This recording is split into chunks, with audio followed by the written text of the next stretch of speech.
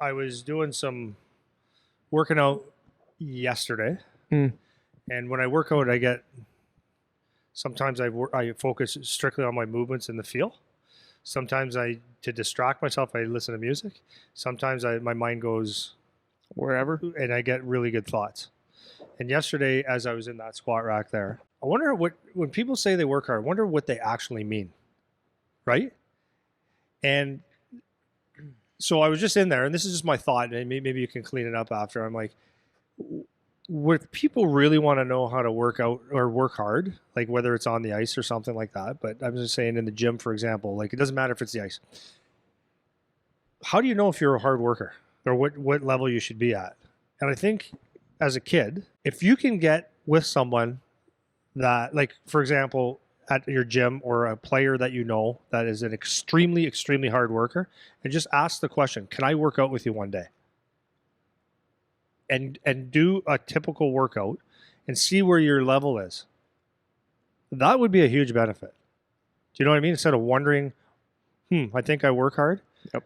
Because when you think you work hard and then you get with someone that actually does, then you can decide, oh, it's work hard, and then that's just one part of the day. Yep. So being a professional hockey player, right? Yep.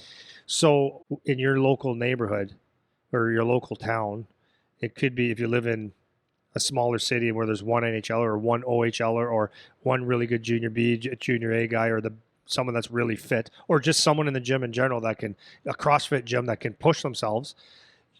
Hook up with these guys and just see if you have, like, how far off your capacity is, or see how good you are.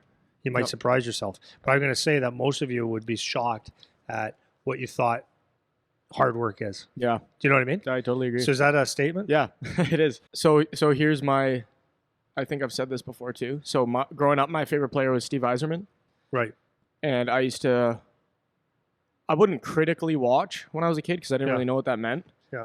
But I distinctly remember not knowing what hard work meant. Yeah. I remember always hearing people say you have to work hard, but I don't know what it means. So I don't remember how old I was. I'm maybe 12 or 13, or I was definitely into my teenage years. So let's say I was 13, and it was right when the YouTubes came out. Yeah. So I remember watching a Steve Yzerman compilation video of just plays that I went and looked for. And there was a pan to him after a shift. So he had both his knees replaced when he was still playing towards the end of his career. Yeah. And the total style of his game changed after that, right? Mm-hmm. And I remember watching him go to the bench after a shift where he was just hobbling along, like his knees was messed up or whatever. Right. And it just showed his face on the bench.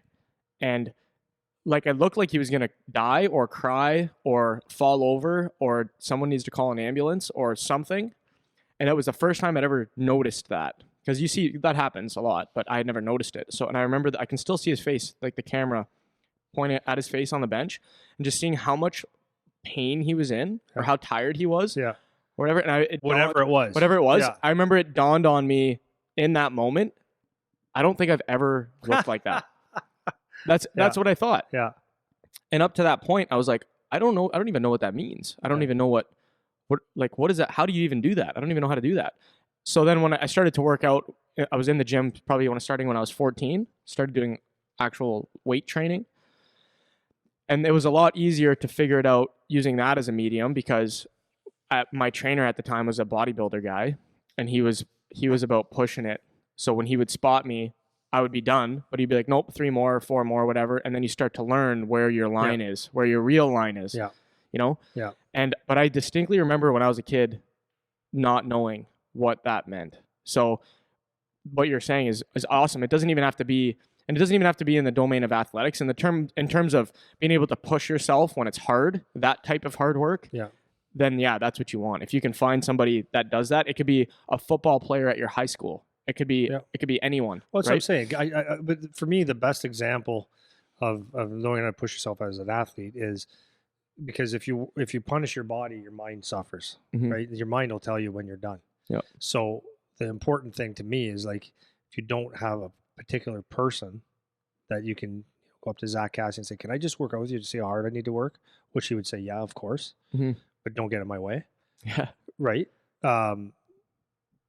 is get to a CrossFit gym and do something hard, Yeah. like hard, something where those ones like the kinds that we do sometimes where it's like you can't breathe, Yeah. and then still go because you build your capacity, Mhm. and then learn that not every workout is like that, but learn that every day, that's your day as a pro, like Dalton says. Because to be when you're a fourth, well, in the NHL, and my son's realizing this in the OHL, as much as it's not the NHL, he's realizing that that's a deep lineup. And as much as we talked about it before, the reality sets in is that you, unless you're the top, and he's a young guy right now, every day's a sprint. It's 1,000 miles an hour as hard as you can so that you can stay in the exact same spot, not to lose your position. And that's the way your life will be for the rest of your life unless you become extreme, but your work ethic has to be there still. So I just think that it would be really a good idea for someone to just test the waters and see how hard a human being at an elite level has to work and what shape you have to be to maintain that, and to realize that that's only one part of the day. There's also going home and eating the right way so that you can fuel that body. And maybe it's a stretch after, and maybe it's yoga. Like there's more stuff to the day other than that really hard workout.